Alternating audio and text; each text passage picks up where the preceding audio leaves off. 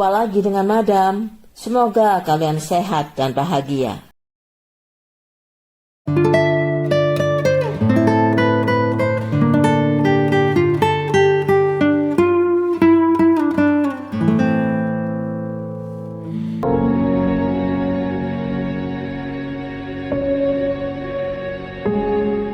Kejahatan yang hampir sempurna, tanpa saksi, tanpa bukti. Seandainya pelaku tidak terpancing membocorkan rahasianya, tentu polisi tidak bisa menangkapnya meskipun polisi tahu bahwa dia pelakunya. Apa yang dilakukannya membuat syok polisi, hakim, dan tentu saja keluarga korban. Suatu siang pada tanggal 27 April 2000, Debbie Chorney melaporkan hilangnya Aaron Chorney, 18 tahun putrinya, ke kantor polisi Brandon, Florida. Mendapat laporan tersebut, polisi mulai menyelidiki kasusnya. Pertama, mengecek aktivitas rekening banknya dan ternyata tidak ada aktivitas apapun. Lalu menanyakan ke saudara teman-teman Aaron, termasuk mantan pacarnya Michael Bridges yang berusia 21 tahun. Ketika membuka file kepolisian, didapat informasi bahwa Michael seorang perayu wanita ulung yang merasa yakin dengan kehebatan dirinya. Dia pernah dilaporkan oleh seorang wanita karena kasus kekerasan. Walaupun hubungan mereka sudah berakhir, Aaron dan Michael masih sering bertemu, termasuk saat terakhir sebelum dirinya dinyatakan hilang. Menurut Debbie, saat itu Aaron menerima telepon dari Michael, lalu pamit kepada ibunya untuk menemuinya. Adik Aaron sempat melihat kakaknya itu masuk ke mobil Michael yang menjemputnya.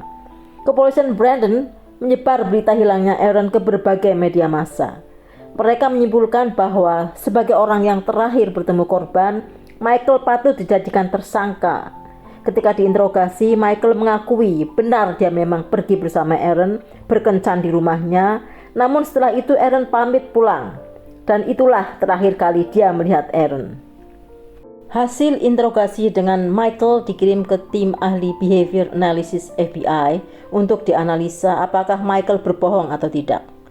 Menurut hasil tim FBI yang ahli membaca gerak-gerik seseorang, dari video tersebut disimpulkan bahwa Michael berbohong dengan mengatakan bahwa dia tidak tahu apa yang terjadi dengan Aaron. Yang sebenarnya adalah dia tahu persis apa yang terjadi dengan Aaron berdasarkan bahasa tubuh yang ditunjukkan Michael selama interogasi. FBI menyimpulkan bahwa dia sudah menghilangkan nyawa Aaron dan menyembunyikan tubuhnya. Maka detektif segera meminta Michael untuk melakukan tes poligraf atau tes uji kebohongan. Namun ketika ditelepon, Michael menolak dengan alasan tidak diperbolehkan oleh penasihat hukumnya. 37 hari setelah hilangnya Aaron, belum juga ada perkembangan. Polisi terus berupaya mengungkap kasus tersebut. Polisi berasumsi bahwa Aaron sudah meninggal dan tubuhnya dikubur di area pemakaman dekat rumah Michael. Maka pencarian tubuh Aaron di lokasi tersebut pun dilakukan dengan alat khusus. Jika ada jasad yang baru dimakamkan, alat tersebut akan berbunyi. Namun sedemikian lama mencari, hasilnya nihil.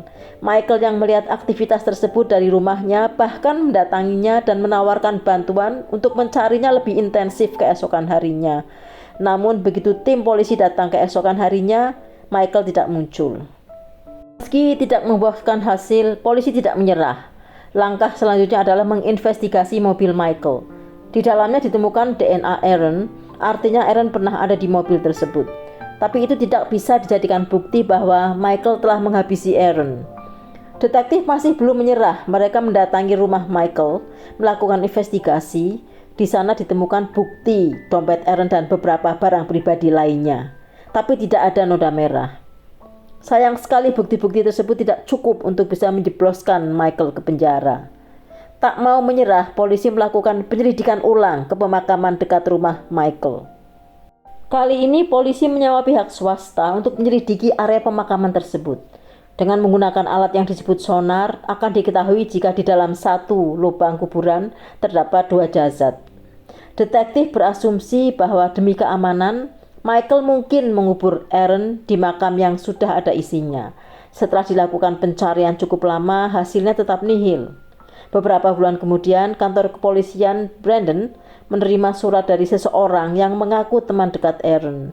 Isinya pemberitahuan bahwa Aaron sudah meninggal dan tubuhnya dibuang ke sungai. Polisi menginvestigasi surat tersebut.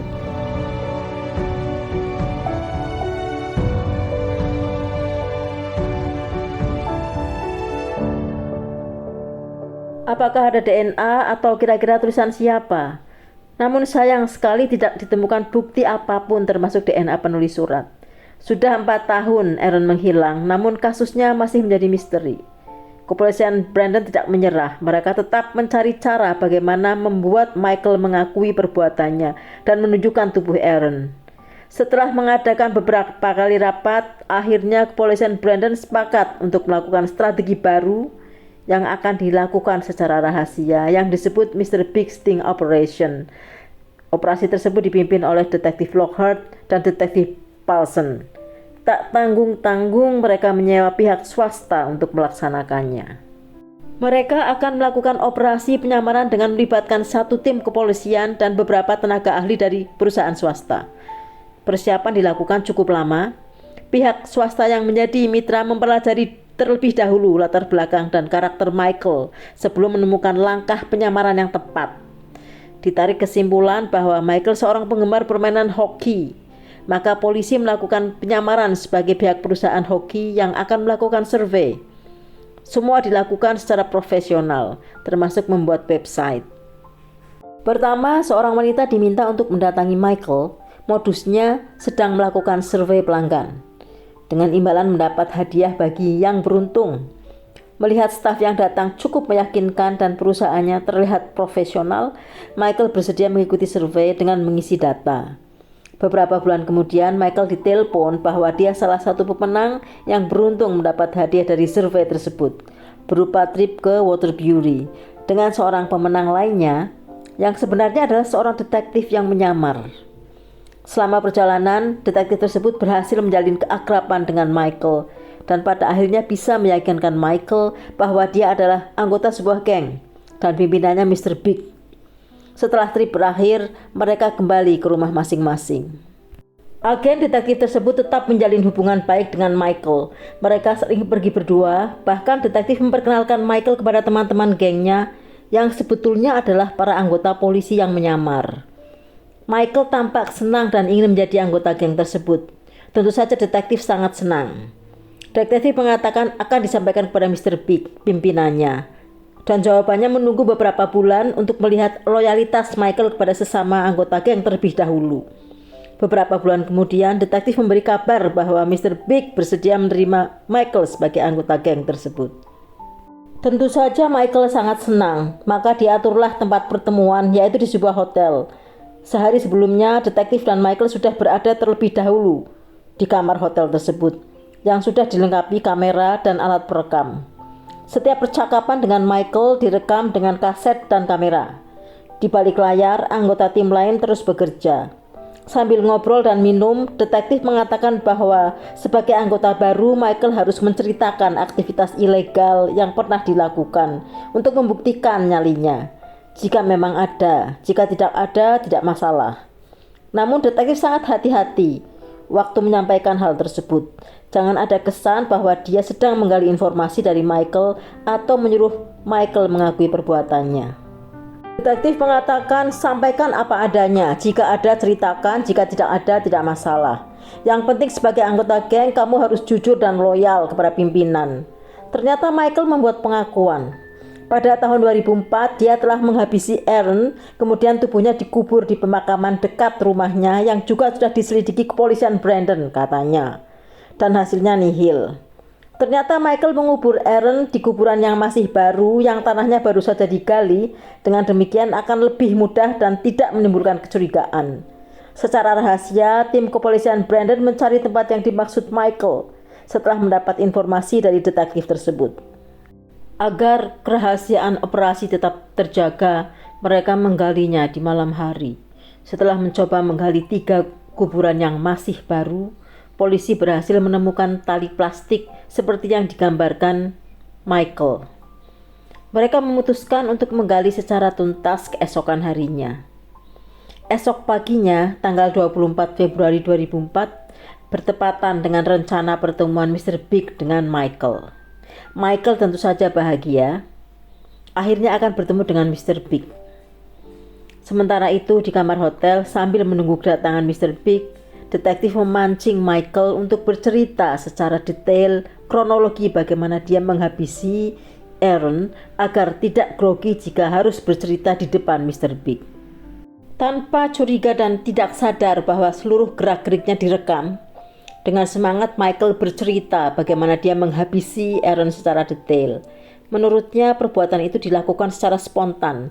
Waktu itu mereka bertengkar dan Michael tidak bisa mengontrol emosi. Serangan pertama ketika Aaron dibelintir lehernya, ternyata korban pingsan.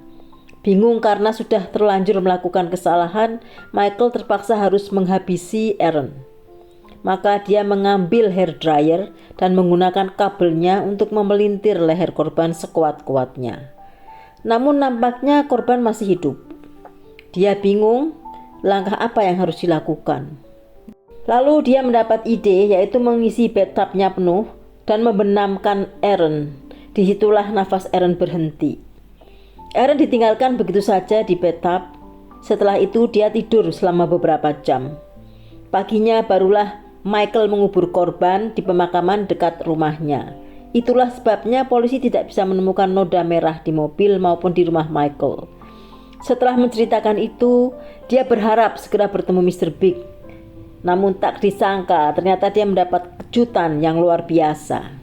Beberapa anggota polisi tiba-tiba masuk ke kamar hotel dan menangkapnya. Tentu saja dia kebingungan dan shock ketika mengetahui bahwa dia telah dijebak. Sehari setelah Michael ditangkap, tubuh Aaron berhasil ditemukan, kemudian dilakukan otopsi. Akhirnya polisi punya 3 bukti untuk menjerat Michael, yaitu video lengkap pengakuan Michael, rekaman kaset, dan tubuh Aaron. Dari struktur gigi diketahui bahwa tubuh tersebut milik Aaron. Michael agaknya lupa penasihat hukumnya yang sudah pernah mengingatkan bahwa dirinya harus berhati-hati. Katanya, mungkin suatu saat akan ada detektif yang menyamar sebagai agen hoki game untuk membuatnya mengaku, mengingat dia sangat menyukai hoki. Dalam sidangnya, hakim menjerat Michael dengan pasal menghilangkan nyawa secara berencana. Alasannya adalah pada saat Aaron pingsan, seharusnya dia memanggil ambulan, bukan berpikir untuk mengakhirinya. Michael dihukum seumur hidup dengan pembebasan bersyarat setelah 25 tahun. Pada tahun 2029, pada saat usianya 50 tahun. Sekian dulu guys, semoga kita bisa mengambil hikmah dari cerita ini dan terima kasih sudah menyaksikan.